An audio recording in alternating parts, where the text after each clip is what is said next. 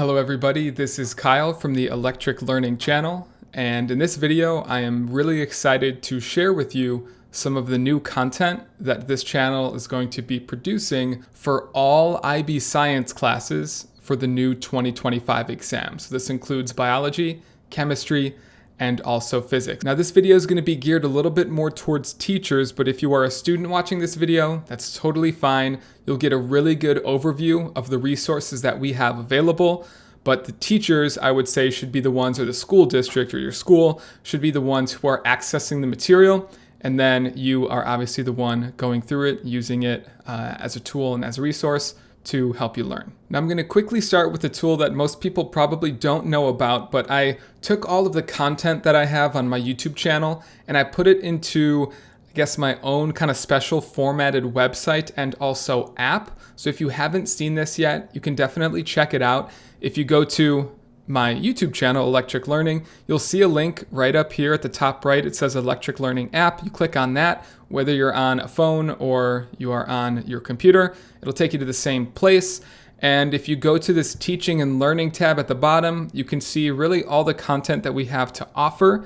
So far, we have a lot more on the way, which is really exciting, but you can choose and you can just in a bit of an easier way navigate through all the content. So for example, IB Bio, this is all the old curriculum. So section 1.1, you can click into that. And this is everything that we have available to you for section 1.1. So you can peer through videos, handouts, etc.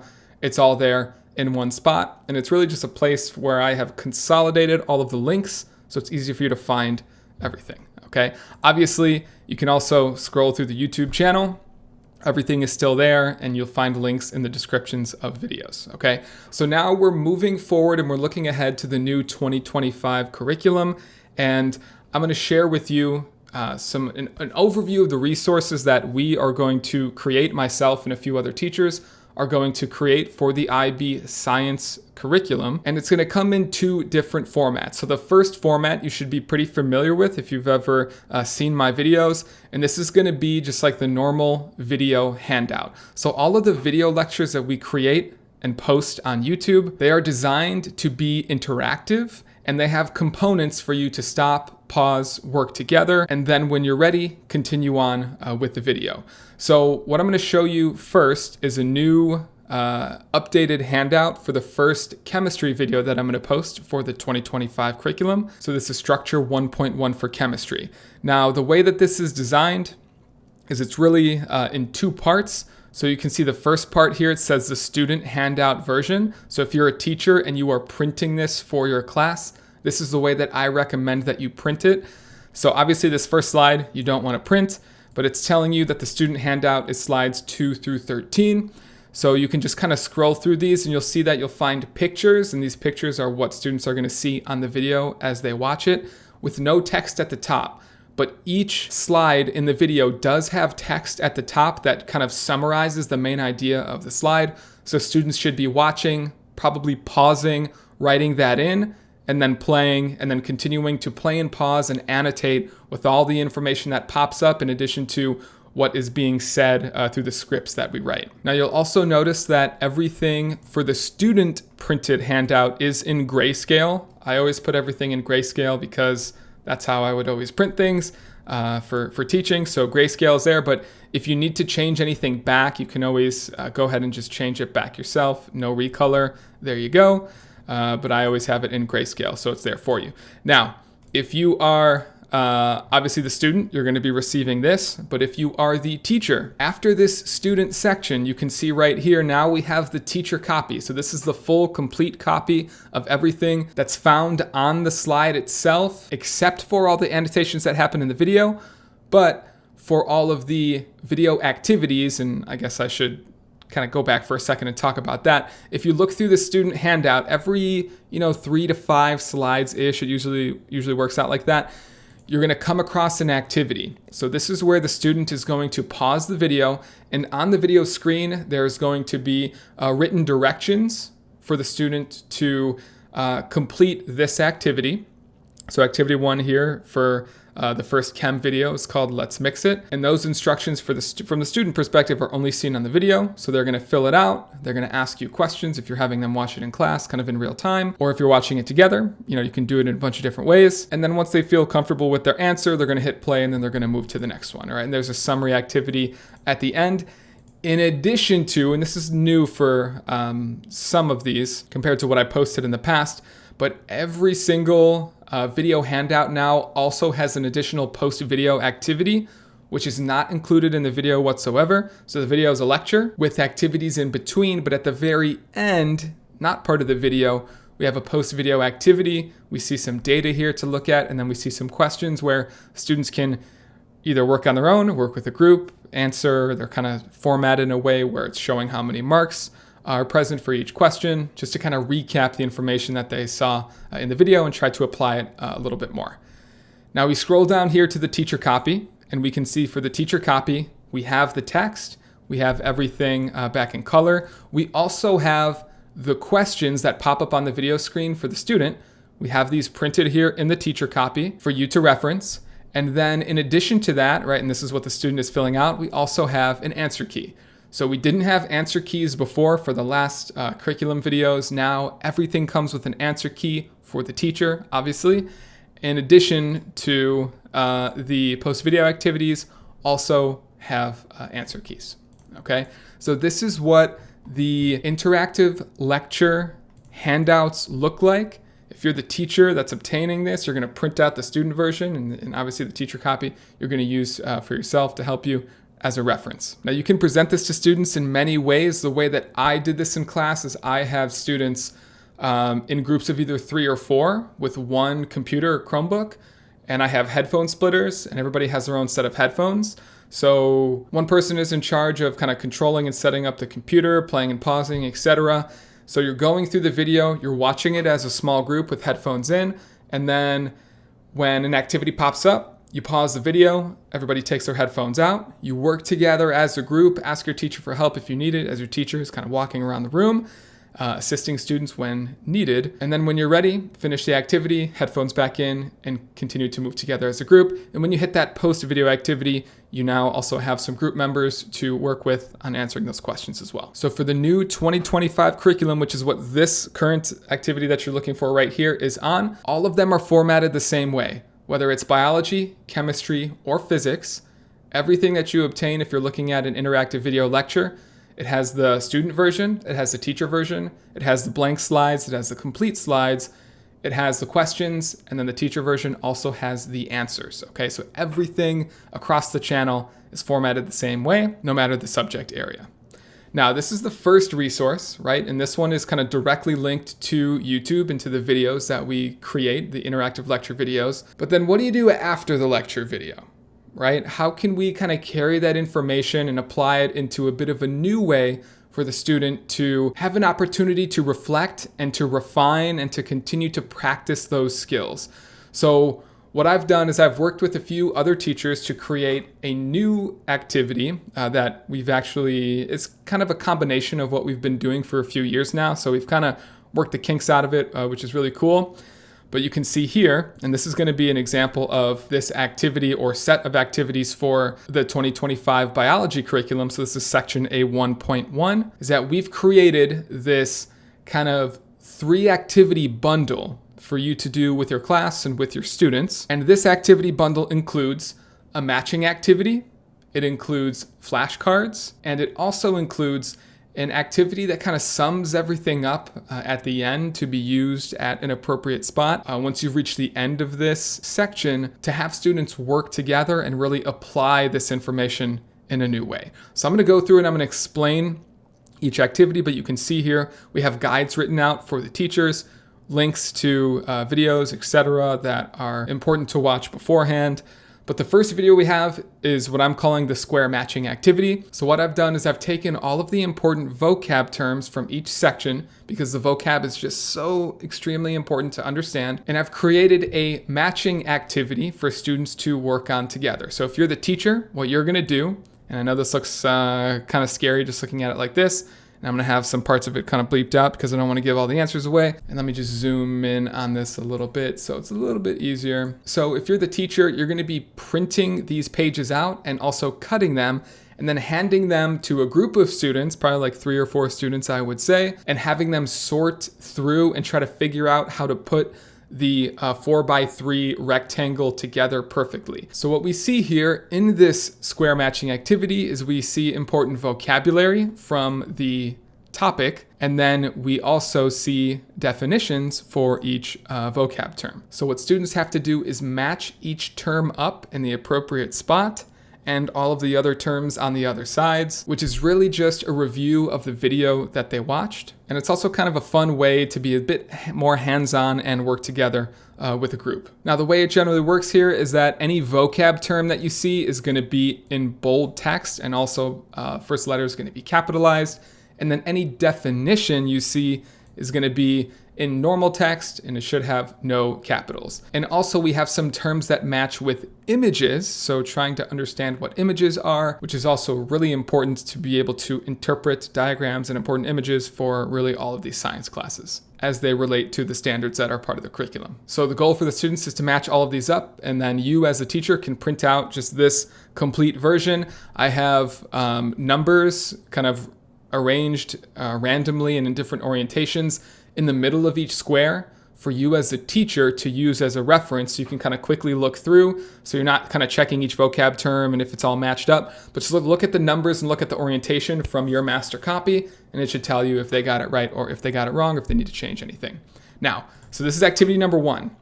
Now, once they complete this activity, then I've also designed this to work where you're going to take this activity once they have done it correctly, put it together correctly, and they're now going to use this to create flashcards. So on the next slide, you can see that I have flashcards that are ready to be printed. So you're going to print a copy of these for each student, single side. And there's 24 terms per topic for every topic, bio, chem, physics, etc. And really all the students have to do is they have to cut these out, obviously on the black lines. And then I provided a circle here for you to hole punch. I recommend buying just like little 1.5 inch or so metal rings. I usually get them on Amazon, packs of like 100 or 200 or something like that. And then you can have students put them on a ring so they can actually use them as flashcards. And if they have something like a picture, what they're writing on the back of it is the term that either describes the picture, right, or what it is. And if they have a term here, a vocab term, they're writing the definition on the back. Well, where are they getting the definition from? Where are they getting the term from the picture from? That's going to be from the matching activity. So every term that you see on this activity matches up directly with a flashcard.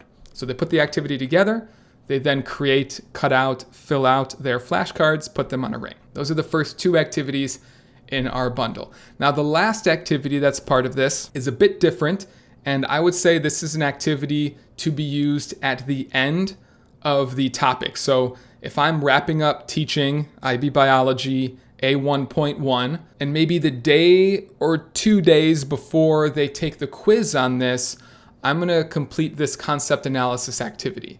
Now, the concept analysis activity is something that myself and a few other teachers at my school created in a response to us trying to think of ways for students to apply the information to a new setting, right? Because obviously we talk a lot about the terms and we give examples and things in class, but when you actually look at the IB exam, they're thrown new images, new data from new academic journals, and they have to kind of on the fly try to figure out what the data means, how to understand it, and then also how does it apply to the content that they've learned throughout the class. So this concept analysis activity is one way to get students to apply their knowledge in a bit of a new way, I guess we can say. So let me zoom this out a little bit.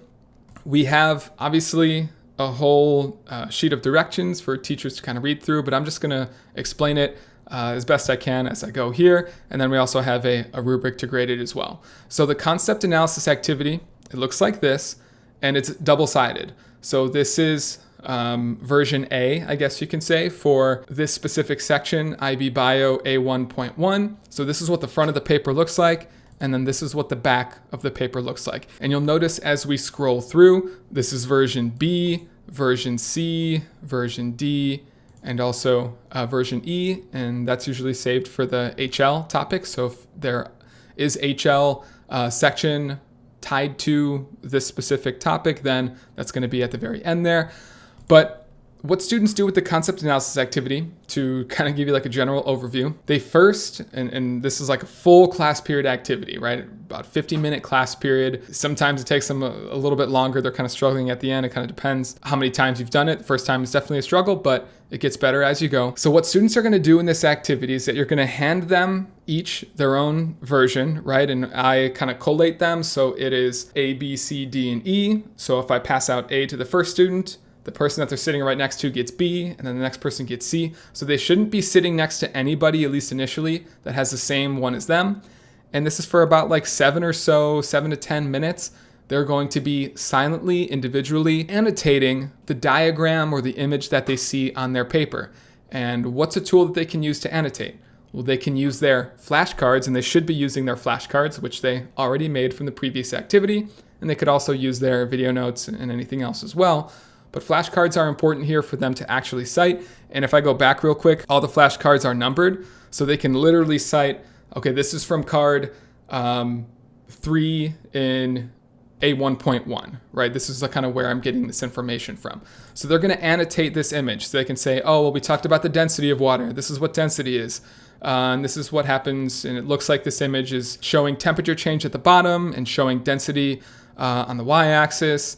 And they're trying to pull in information. And we learned about these other organisms. Some of them live in the water, and their density versus the density of water is actually a pretty big impact on them. So kind of pulling in these ideas of what they learned from the video, and they're annotating this diagram with their flashcards, and they're doing this on their own for about 7 minutes.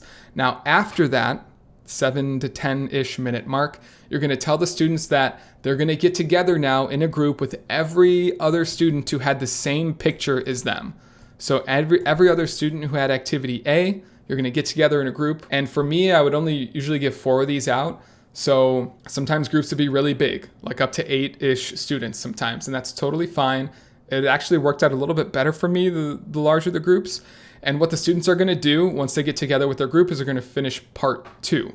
So with part 1, they annotate, they try to understand the diagram on their own. In part 2, they are writing a formal response to you, the teacher, explaining exactly what is going on in the image, describing how it works and why it works and how it applies to everything that they've learned, citing task cards as they go. Now, the way that I would do this, especially if they have large groups, is I would have them first kind of talk it out and just kind of share, okay, well, what did you annotate? What's going on in the image? What did you write down on the front? And then they kind of all have and create some consensus about what's happening in the image. And then after that, they're ready to start to formally write a reply or a response to you about what's happening. Now, the way that I did this is that I would force every single student in that group of 8, and I would tell them they all have to write the exact same thing word for word. So they have to work together. Obviously, there's going to be different levels of working together, and some students contributing a lot, some students maybe not contributing as much, but everybody at least working as a unit to write word for word exactly what's going on in the picture and describing what's happening and how it applies in a very formal way. And what you're looking for here is very concise and coherent writing. Do they actually understand, and are they able to make connections to what they previously learned and apply it to looking at and analyzing this new diagram or this new image? And they would spend about the next 30 minutes or so writing a paragraph or 2, basically filling out the whole side of this paper. If they need more space, they can add another piece of paper as well, but completing it together and then turning it in at the end of the class period. Now, it's up to you how you kind of grade it and what you want to do with that. But the way that I would grade these is I would then the next day, I would call each group up one by one as they were studying for their quiz that they were about to take. And so I'd have a group of 8 students standing at the front table with me, and I would have all of their papers with me. And I would randomly pull out one to grade. And the way that I would grade it is I would read it out loud in front of all 8 of them. And as long as they all wrote the same thing, which they should have, It doesn't matter whose I grade, right? So theoretically, they all should have the same thing. And I grade it right in front of them. I read it out loud to them, and I mark it as I am reading. And this is a kind of weird experience to kind of be graded like that and to be critiqued like that from the teacher. And I would critique them like sentence by sentence as I would go, marking things, saying, well, this doesn't really make sense, or this doesn't apply, or you missed something, you missed an opportunity to say something here that you should have said that applies to this topic, etc., or from another topic that you should have pulled in from an old flashcard, anything like that, kind of critiquing them as they go. But at the end of the process, I would also then give them an opportunity to verbally respond and add something if they feel like, there's an opportunity to gain some points back. I would give them that opportunity, but we had to talk about it and discuss it together. And the cool thing about this activity is it forces students, I know we're forcing, right? But it forces students to just sit and to talk about biology. They're doing it in their group as they're writing out their paragraph. They're figuring out exactly what they need to say. They're making connections between flashcards. They're having a conversation about the content. And then when I'm grading them in real time the following day, we're sitting there and we're all, as a group, having a conversation about biology or about chemistry or about, the topic at hand, which to me is really, the best thing aside from the, being graded and the rubric and all that stuff. It's, it's great, but having students, or giving students an opportunity and seeing their ability just to kind of talk and write about science is really huge for their development and their understanding of the content. Okay, so that's how the concept analysis activity worked. I'm sorry this video went way longer than it was supposed to be, but these are the activities that I'm going to have available for the 2025 curriculum for chemistry, for biology, and physics. Obviously, it's not all going to be available right at the beginning. Everything is new. The curriculum just recently was released, and myself and a few other teachers, we have a lot of work to do. But over time, you can expect all of these things to pop up and be available to you. So if you have any questions, or if you want to offer any feedback based on anything that I've said, if you have any other ideas of how we can improve things, please let me know. Leave a comment, send me an email. Always available, and I'm looking forward to making this content for you all. Thank you all so much for watching. Have a fantastic day, and hopefully you'll be using some of these resources soon. Bye.